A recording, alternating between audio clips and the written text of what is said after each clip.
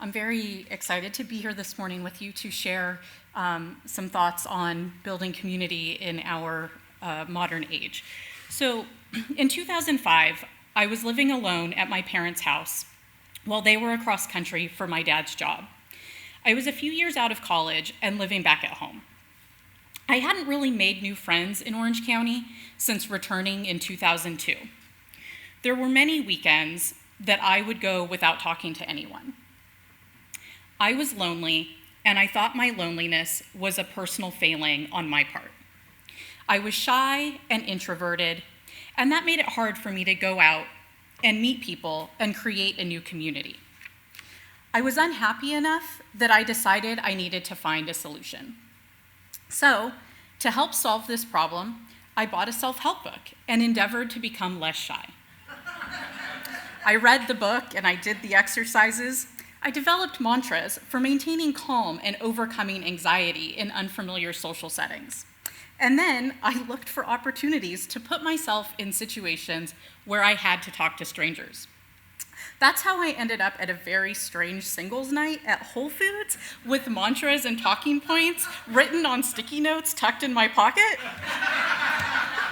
And it mostly worked, not the Whole Foods single night. That did not work. But the strategies that I practiced that night became second nature to me, walk into situations where I didn't know anyone.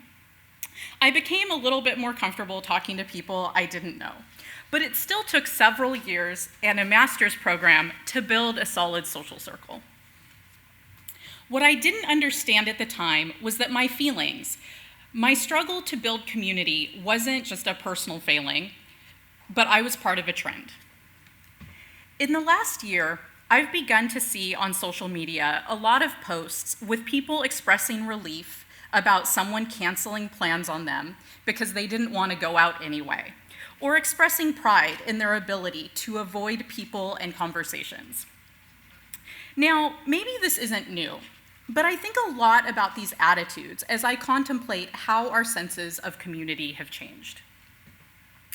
These changes include the rise of social media, more people living alone than ever before, and marriage rates just now rebounding after several years of decline. None of these things in and of themselves are bad, and I'm an active participant in all of these trends, but they are without a doubt changing how and where we find community. I was reflecting on the changing nature of community building a few weeks ago after reading an article about loneliness in Los Angeles. The author posited that loneliness was pervasive in LA, as more people are living alone, working from home, or spending their days rushing from place to place as members of the gig economy. The gig economy refers to jobs like driving with a rideshare service like Uber or Lyft, or delivering food through DoorDash or Grubhub, or similar services. The subject of the article, presented as a possible solution to pervasive loneliness, was a man, Chuck McCarthy, who started a company where you could hire him or others to take a walk with you. The columnist, Nita Lelyfeld, shares this anecdote about a client who uses this service. Quote, "Sam Pauker, a darkly funny artist, works by himself at home. He writes songs and performs them on YouTube. Some lyrics. They won't make eye contact, for you can see their fear, or even worse, the dead look that makes me wonder why I'm here. Go the lyrics of Los Angeles sucks and I want to die." Lelyfeld continues. When he spotted McCarthy's flyers about a year ago, daily in-person moments were rare for him. He had just moved to LA from New York. His friends were back east. They still are. What has changed is that every day now, Pauker leaves his apartment and goes out into the fresh air and walks while he talks with another human being. This speaks to what so many people that I talk to these days, many of which are in online communities that I'm a part of, feel. We want a stronger local group of friends, but making friends as an adult is hard. In 2000, sociologist Robert Putnam wrote about how Americans are less connected to those that live in their neighborhood and the decline in participation in civic and religious institutions. But as the LA Times article illustrates, we're getting creative at replacing those places that people used to find community with new ones. Online communities are flourishing. Video games are interactive and have chat features. This is how my nephews stay connected with their friends in California now that they're living in Texas. People make friends on Facebook, Instagram, and Twitter. I have a friend who has an entire social circle that she met through Twitter due to a shared love of the TV show The Mindy Project. Another unlikely place that fosters a sense of community are fitness spaces. Gyms are getting bigger and now include restaurants, juice bars, and lounges. CrossFit gyms and other niche exercise communities go out of their way to plan events outside of their regular workout schedule.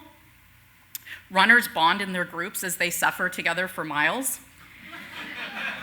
For the past 2 years, a primary source of socialization for me has been a twice-weekly running group. Retirement communities have long lists of groups and activities that residents can join in. Laguna Woods lists a website with an array of activities for residents to choose from. So why does this matter? Why is it important to have solid communities of which we are a part? For me, when I think about what has led me to seek out community, there are 2 reasons. One is personal. Trying to lessen personal loneliness by having friends to spend time with in the evenings and weekends, to talk about big and little things in my life, to give and receive encouragement, to have people to celebrate or mourn with. People who accept my flaws and I accept theirs. While we're not all wildly social or outgoing, I believe that for most people, these connections are vital. Gretchen Rubin, an author who has spent years studying happiness, puts this succinctly. To be happy, we need intimate bonds. We need to be able to confide. We need to feel like we belong. We need to be able to get and give support. In fact, strong relationships are key, perhaps the key to a happy life. End quote. The other reason I seek community is to be part of something larger than myself. Political activist groups, social justice organizations, volunteer communities, religion, and more. Many of us join those, at least partially, in acknowledgement that we need each other in order to make our world a better place, whatever that may mean to us individually. When these organizations are at their best, they ask of us our time, our money, our energy, but they also give to us the opportunity to work together towards a goal, a community built on shared values, people to connect with and learn from. When I think about the progress this country has made over the last 100+ years to become a more just place, it's almost never a single individual that has made progress, which is why we talk about movements. We may know names like Martin Luther King Jr., Susan B. Anthony, Marsha P. Johnson, who were important figures in movements for civil rights, voting rights, and LGBTQ rights. But we know about them because they rallied people to fight for justice with them, not because they did the work alone. This is the importance of building community. Speaking to the UN General Assembly in 2014, Barack Obama said, "We choose hope over fear.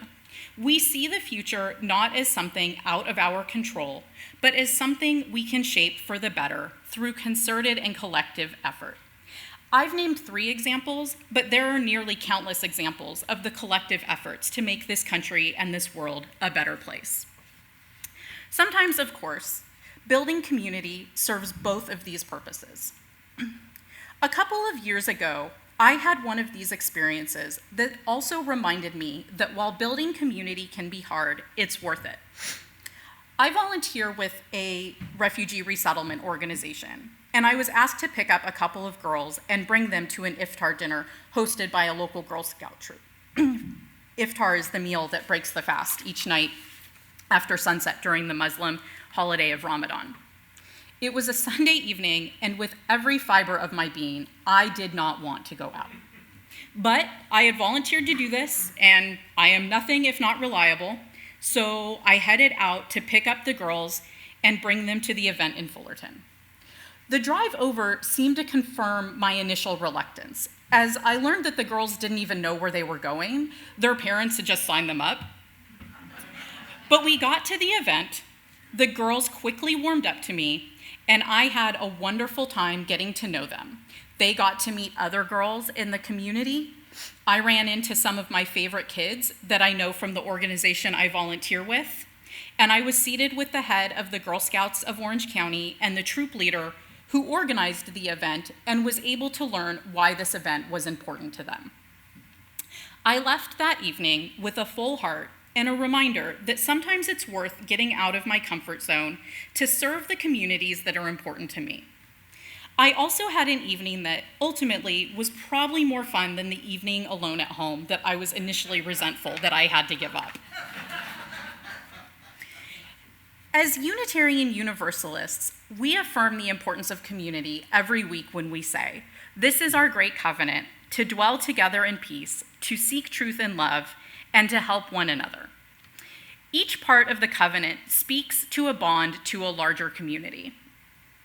But building that community we desire within our congregation or within other parts of our world requires risk and vulnerability.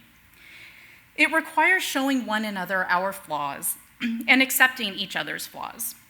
It occasionally requires making the decision to get out of your comfort zone to meet people or to deepen existing relationships. I don't doubt that this has always been difficult for humans to do, but in a day and age when we have so many ways to isolate ourselves and we have to work harder to meet people, it can feel especially daunting.